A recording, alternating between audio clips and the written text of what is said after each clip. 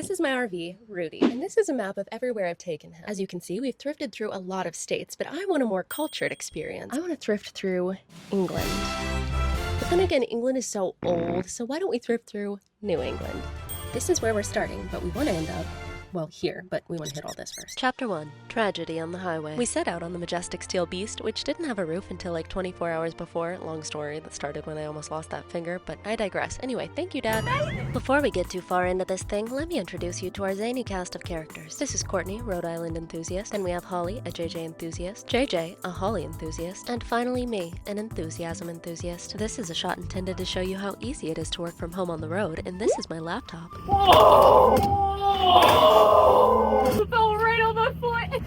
What? That's okay. Didn't break the screen though. Since my coworker seemed to care more about the dent in my laptop than the dent in my foot, I deemed it a hostile work environment and promoted myself to the corner office. Can you guess our first stop? Hint. Stop 1, Niagara Falls. These falls are literally big. In fact, I drove past a billboard saying this is the tallest waterfall in the world. Turns out it was falls advertising. Welcome to the historic Niagara Falls. Nestled right on the border of the US and Mexico, people come from thousands of miles away to tube on these waters. You know tubing? To better taste the waterfall, we purchased tickets to the Maid of the Mist boat ride. It was a little scary. I was afraid the Canadian red ship would crash into our blue ship, which would leave us all, I guess you could say, maroon. It's fallen. Niagara Falls, not a scam. The highlight of the boat ride was probably when some tourists asked if we'd perform a kick line on camera for them. Apparently we give off the vibe of being down to clown. I don't know. Just ask the lady we met in the parking lot. Nice lady in this SUV over there. She needed to offload some stuff before she got into Canada and asked if we smoke a certain something. I said, no, we're not your guys. And she said, oh, you look like you might be. You in particular.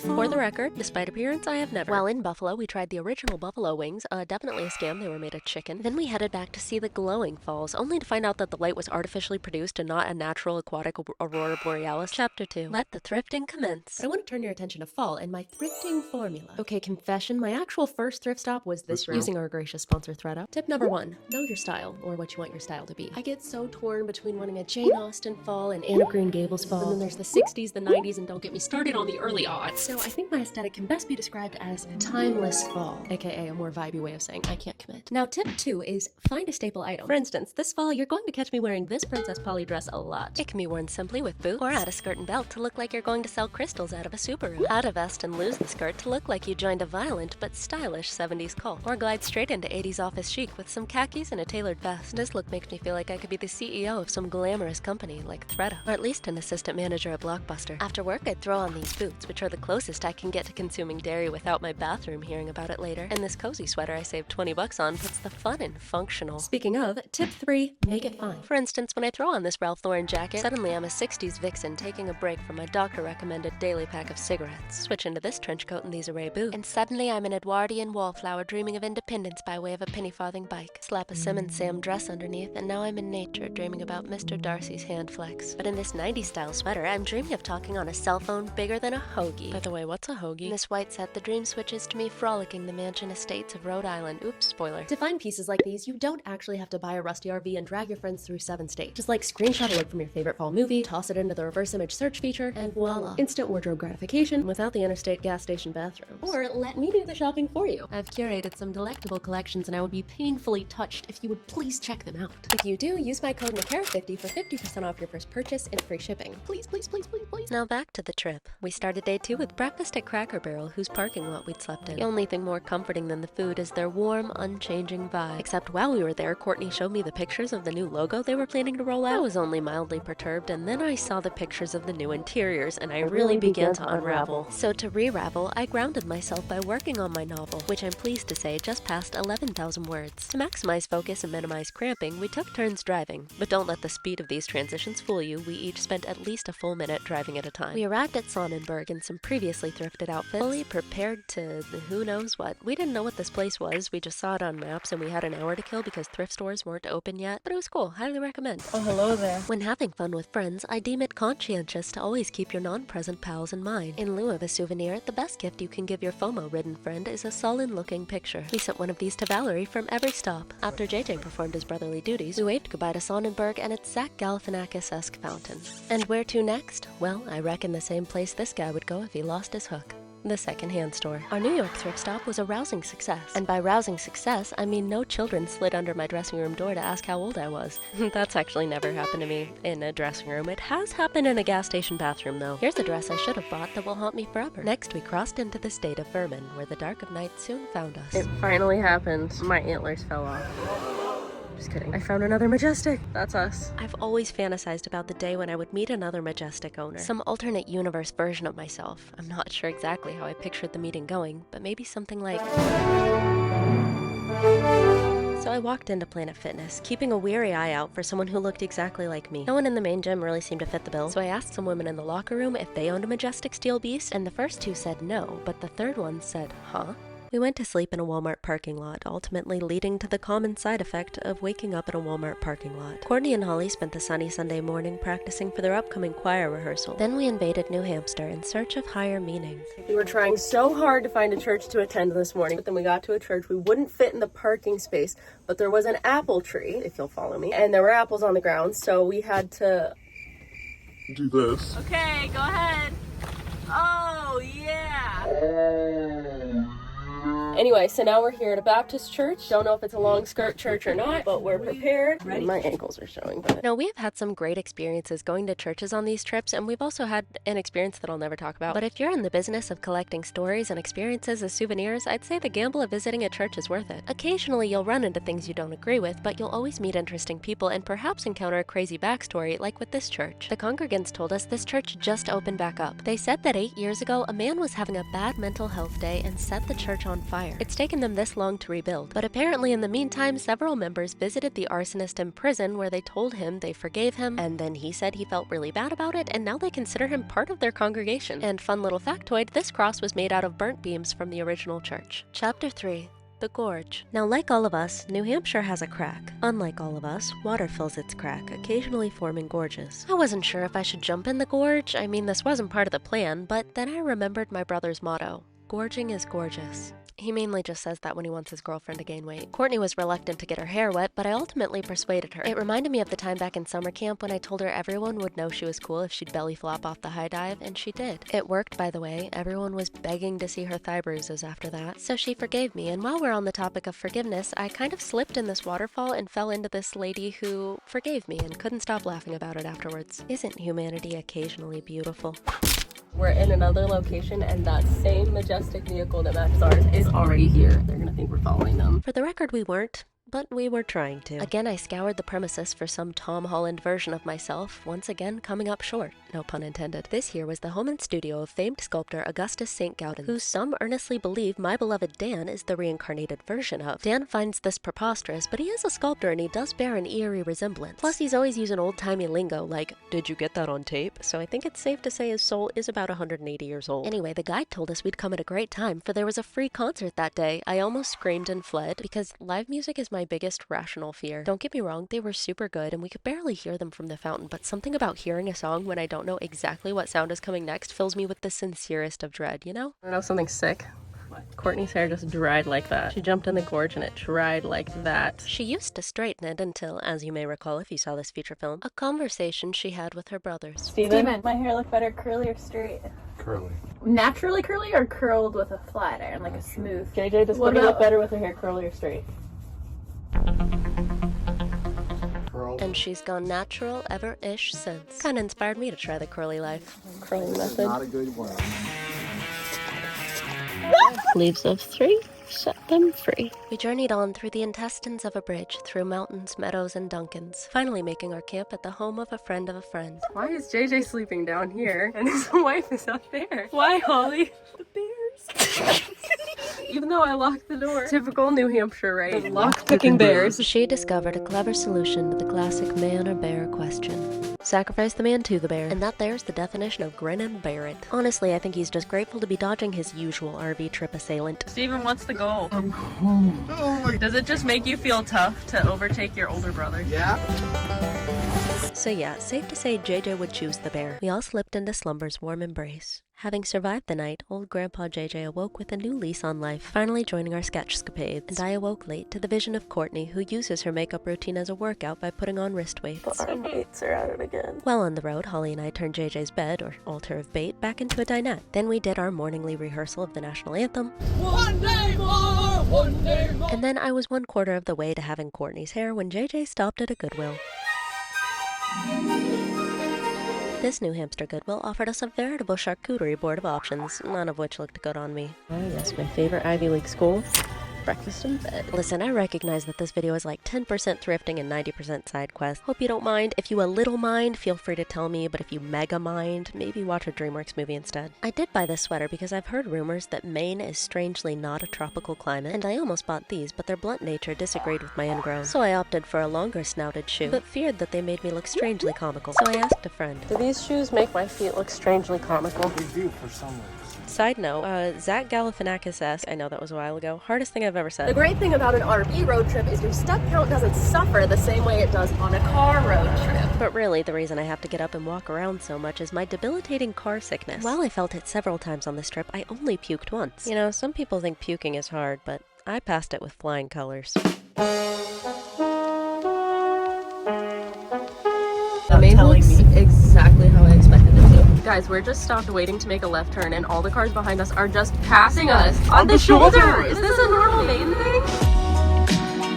Got my campground hairdo on because we're at a campground. Chapter 4. The brewery. Aren't we at a brewery? Well, yeah, technically, long story. So we were looking for a place to stay and pulled over next to a brewery to spend ages scanning Google Maps. We called every park listed and none of them had availability. But this pesky cocktail glass kept popping up when we typed in RV park, so finally Courtney clicked it, and it turns out it was a brewery RV park? To make matters wilder, it was right next door to where we had been parked the whole time, and they actually had vacancies. It literally reminded me so much of the Nativity story, mixed with the time Jesus turned water into wine. Mixed with a Texas Roadhouse. Perks of brewery RV park include keg urinal. Wow. We got glammed up to head down to the wharf, which I was tickled to find out is an actual place and not just how an Australian dog says woof. Do your lobster hand. There I tried lobster for the first time. It tasted like heaven, while making me feel like I no longer deserved to go there. It also left my fingers too buttery to draw. But here's the masterpiece that sprang forth from Holly's nimble little hands. And JJ's Whopper sausage frying pan hands produced this beauty. We're wearing our matching outfits today. These looks are the main attraction. I noticed we looked like a collective tablecloth with the pattern of our dresses, so I recommended we pose as such, but Courtney and Holly found the photo disturbing, so I blurred them out. Somehow made it more disturbing. Very crime scene chic. One thing I was sad I missed in Maine was a whale sighting. I've never seen a full whale. I did see a whale tail on the ferry ride to Alcatraz, though. Some girls just do not know how to dress at a historic landmark. The other thing I was surprised I didn't see in Maine was seagulls. But then I remembered we were at Booth Bay, and if they flew over the bay, they wouldn't be seagulls, but bagels, and I'm allergic to gluten, so all's well that ends well. Popular science tells us that mermaids don't actually exist. This is because the feds don't want you to know. Here in Maine, look for yourself. You can't fathom how bad that wall smells. Medium bad. Then we played a game I make my dad play every morning to help prevent dementia, because my actual #1 fear is probably him becoming a dementor. We're doing vegetable, pickle, kale, turnip, peppers, radish, iceberg lettuce. Chapter 5. The Coming Apocalypse. When we left the Brewer RV park, I wanted to go to Waffle House, but they wanted to see the Maine Botanical Gardens, which was kind of like a Waffle House, where one has butter and flies, the other had butterflies. There was also this thing. And I finally got to see the famed wooden trolls. Everyone's heard of the Trojan horse, but few people have heard of the Danish troll. Commissioned by Thomas Dambo, King of Europe, there are hundreds of these scattered about the US, and each one is filled with dozens of Danish people. You may look at this fine specimen and see a leg, but I see Danish person after Danish person after Danish person, all sleeping foot to head, just waiting to come out. And one day, when they do, good night, America. Please forgive my subdued charisma. I was being watched by a lot of strangers. Got our FOMO friend pick, this time taking it a step further, then bid goodbye to Maine.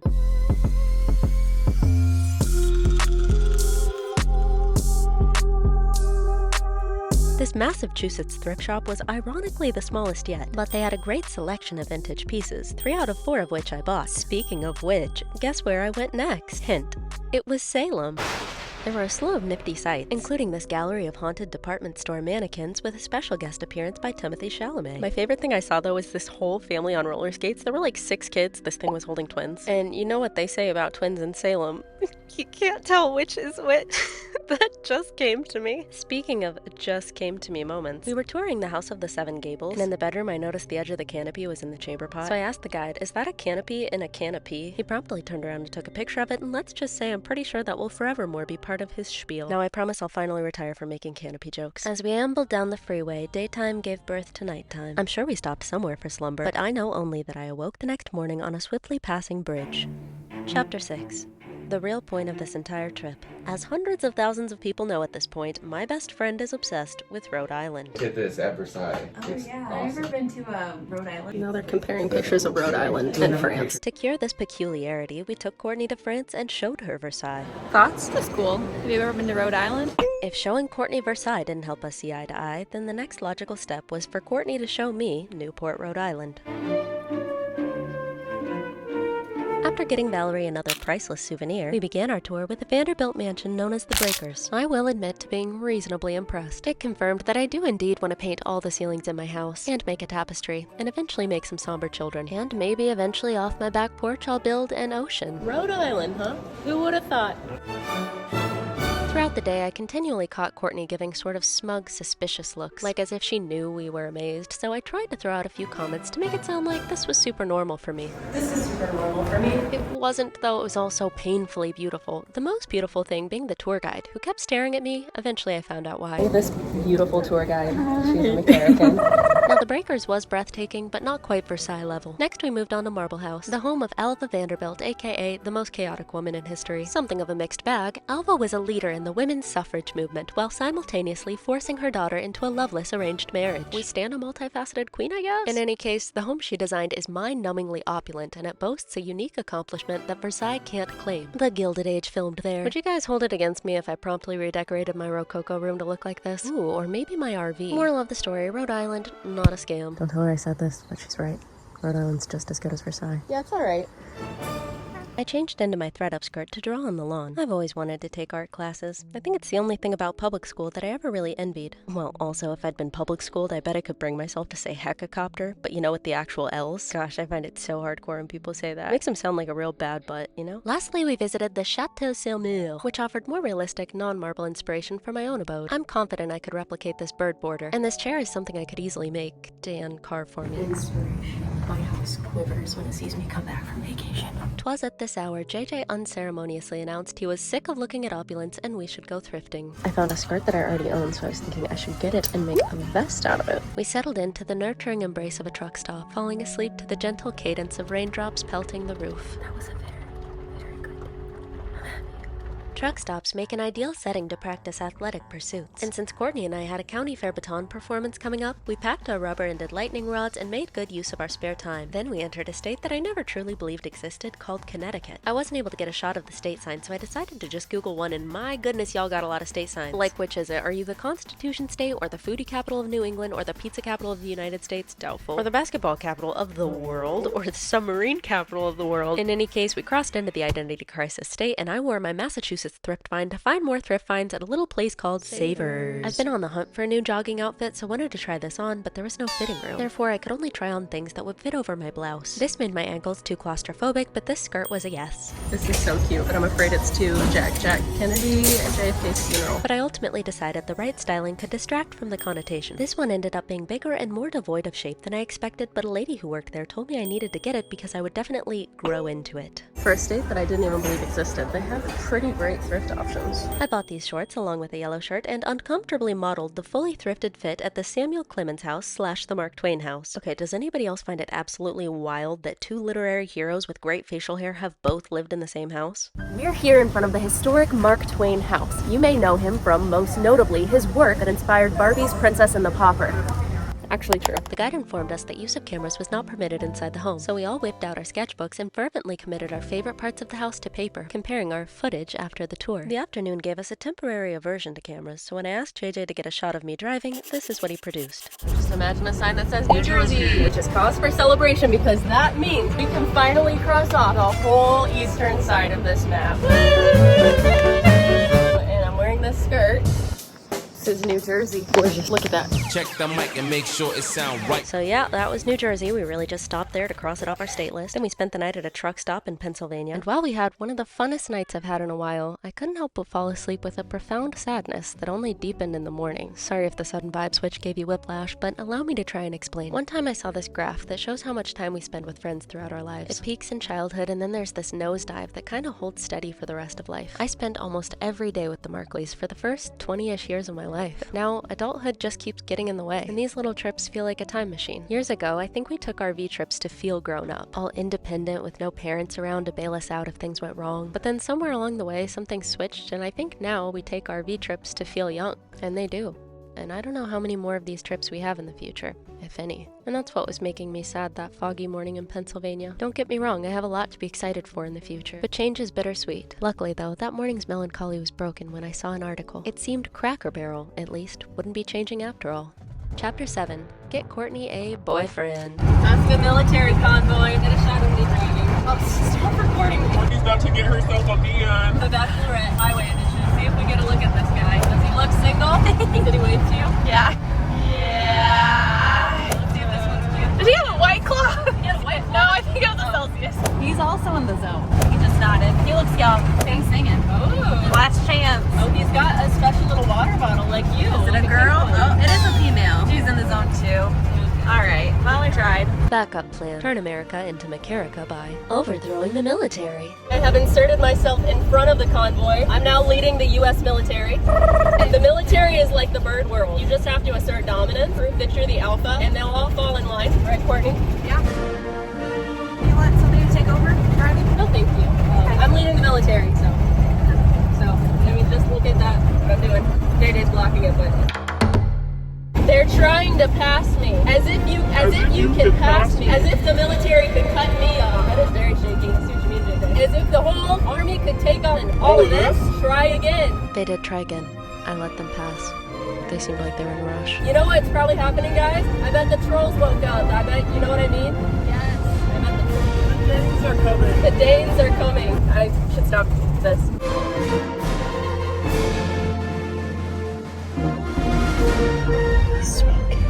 And he's got the beard. He's not on Rumspringen either.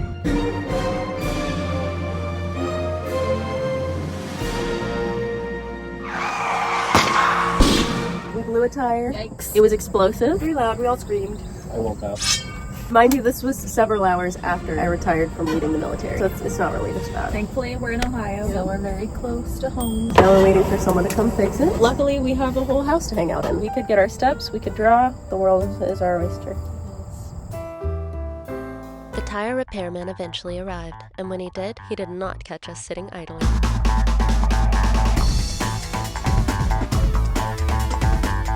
Apparently, the car fixer boy didn't have the right size something or other, so we had to call in an assistant who was another whole hour away. I wasn't sure how we'd pass the time. You like playing Uno? So close we were to home at the time of the incident that Dan was able to drive out and keep us company. Then the whole gang of us engaged in acts of artistry while waiting for the completion of our rescue. JJ finished this, Holly added to that, Courtney painted this, and Dan immortalized the scene as you see here. I roughed out an image of the car fixer boy, and so impressed was he with it that he asked to send a picture of it to all his little friends. And so impressed was Dan with our desire to create that he took it as a sign that maybe he should finally start the free community sketch night he's long dreamt of. I rode the rest of the way home with him, so if another RV tire blew, I'd suffer little more than survivor's guilt. Kidding, I just missed him and wanted to model for Courtney. Before I knew it, my friends had unloaded all their precious trinkets and fled to their abodes, leaving me to my own devices. I finally filled in the eastern half of my map, almost marveling at the symmetry, but then suddenly regretting that I ever visited South Dakota. Courtney and Holly went on to perform their choir recital. They did amazing. I think. It's hard to tell in a choir. The Hardin County Fair Show also went swimmingly, and I only singed off the hair on my left arm. And Dan did start that sketch night. I'll admit I was a little disappointed when it was not in fact SNL-style performances, but at least we were all together. Maybe not as together as we were in the RV, and maybe we'd never be that together again. But we'd always have the memory. Now follow the link in my description to check out my collections on ThredUp, and when you do, be sure to use my code Micarah50 for 50% off your first purchase and free shipping. I won't stop this until you do. I'll just be here, eternally twirling, and your conscience can't handle that, can it? Covered a lot of states. Did you just fart?